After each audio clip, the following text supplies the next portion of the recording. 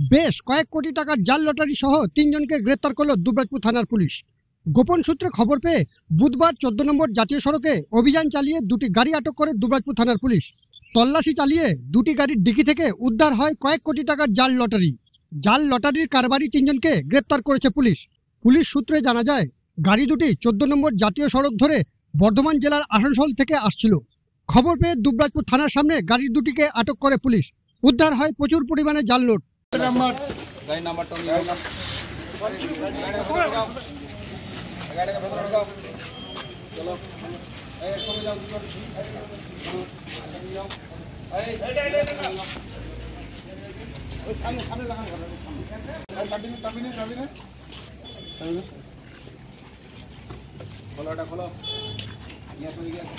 गाड़ी नंबर नाओ, गाड़ी नंबर नाओ।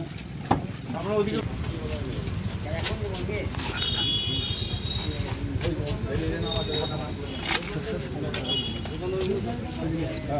এই তো এই দেখা সব কোথায় আছে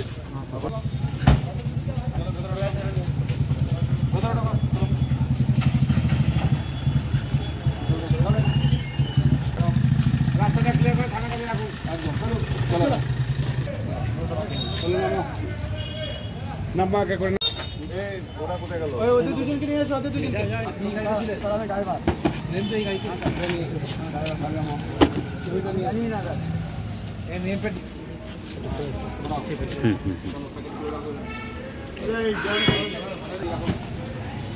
মালিক আমি গাড়ি চালাই আমি আর তোমার সাথে কথা আছে এই দুটো গাড়ি মালিক আপনি না এক বহুত আছে ঠিক আছে স্যার কত কিছু আছে